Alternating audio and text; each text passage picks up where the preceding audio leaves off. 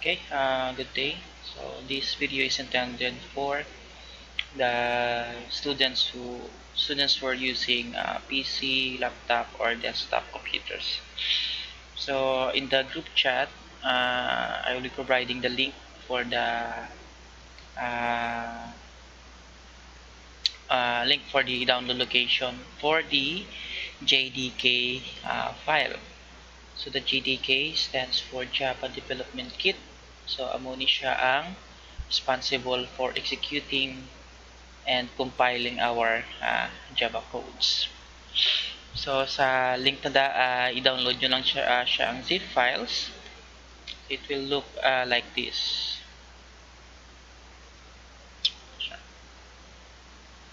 So kindly extract nyo lang ang JDK. So extract all nyo.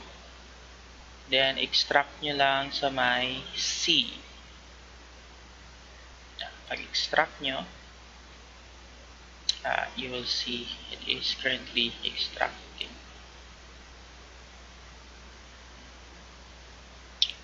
So replace natin.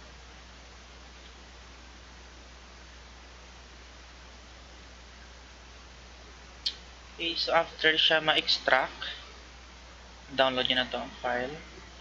You'll see something under sa aton nga C. Ari siya.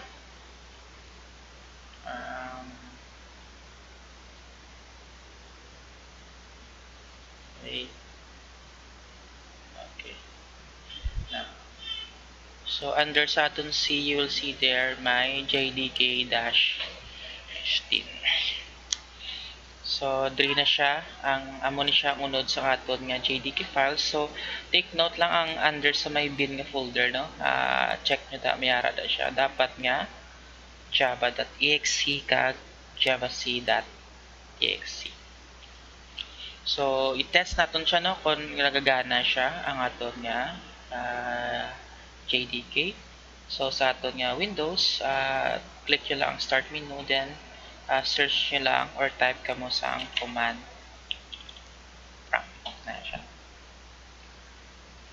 So under sa command prompt, kung manotice ninyo ara kita sa may folder nga users, kag under sa folder nga users ara ang aton nga folder nga same sa aton nga username. So ang username ko subong is si Butch na.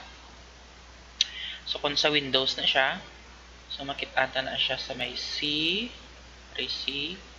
users, then Butch.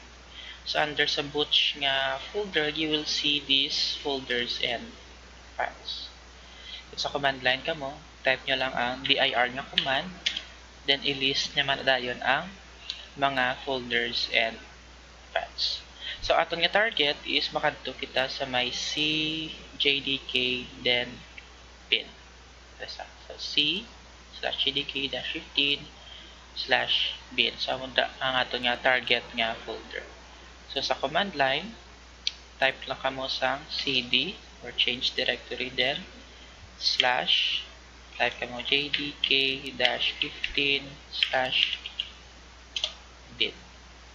So right now, from user/butch, nag-change kita sa folder nga jdk-15/bin. So kung i-list natin ang mga files and folders, ma-type lang kita sa dir. So kung i-check natin siya, you will see there the java.txt and then javac.txt. So take note, si Java is responsible for executing or running your Java programs, while si javac is responsible for compiling your Java code. So kung mag-type kita javac, you'll see something like this, no? So you will discuss more about javac and Java later on. So kung mag-type naman ko Java, so meaning si java.exe ang akon gina-execute. So you will see something like this. So more importantly, ma-type ka mo javac-version. Let's check kung ano nga version ang aton nga javac. then you'll see there something like 15. Pero karon kung sa inyo karon pag-test kung hindi siya 15, so meaning may iban pagid nga naka-install nga JDK sa inyo nga program. So I recommend kadto ka mo sa add remove programs.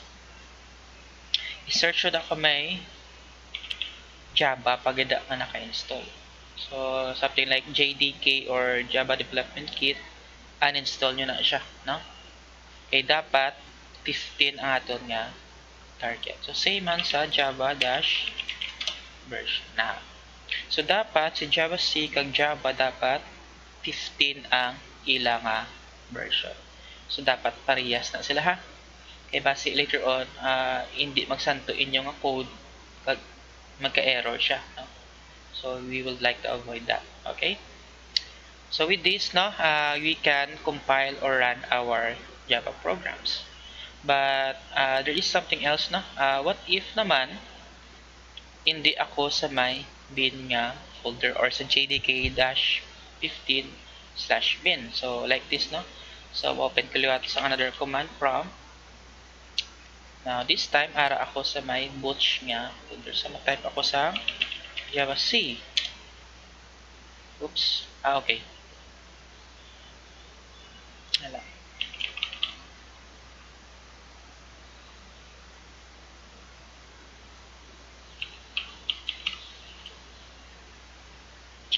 Okay, nalagyan na. Remove ko siya na ang path. So, delete ko siya. Okay. Okay, kaya na. So, what if nag-open ako sa another command prompt? Then, nag-type ako sa Java C or Java. So, ang problem is, hindi ko recognize ko, no? Hindi siya makitaan ang Java C.exe kag Java.exe. So, kay ang meaning sina, ang silingon niya, kay under sa butch ka folder, ayun, C, users, butch, wala, dire may makitaan niya, Java C.exe kag Java.exe. So, only sa folder lang jdk-15/bin lang makitaan ang aton nga Java C, Java kag Java C. So, a problem is, later on, no, kay sometimes mag-create kita sa Java natong programs, hindi lang na siya perme sa bin nga folder naton gina-save. So, it could be from a different location. So, aton nga target, we have to make sure that Java C and Java is recognized all throughout the directory or the system. So, para i-fix na naton, click nyo lang ang Start menu. Type ka mo sa environment variable. Edit the system environment variables. So, click nyo lang siya ang environment variables nga button. Then, there are two things that you need to know. No? So, we have here the user variables for butch. Or, ang butch nga hindi ma-change siya. Depende sa inyo nga username sa inyong computer. And the other one is ang system variables. So, ang duwa ni siya, pwede ka mo di ka-add, but ang variables nga i-add niyo sa user variables will only be known sa user nga butch. Pero kung diri ka mo mag-add sa bago nga variable, we'll discuss more about that variables. But for now, no, follow lang anay. So, kung system variables na, meaning all throughout, regardless kung ano nga user, makilalaan siya gyapon. So, dra ka mo add sa aton nga variable. So, ngitaon nyo lang ni si path, edit ninyo, then, i-copy nyo lang to ang directory or ang directory path sa aton nga bin nga folder under sa JDK. So, copy nyo na siya. Then, add new ka mo, click nyo, then, i-paste nyo dayon. Then, okay, then, okay. So, next thing that you need to do is i-close nyo gid siya, no, para mag-refresh ang command prompt. Then, open ka maluwat command prompt.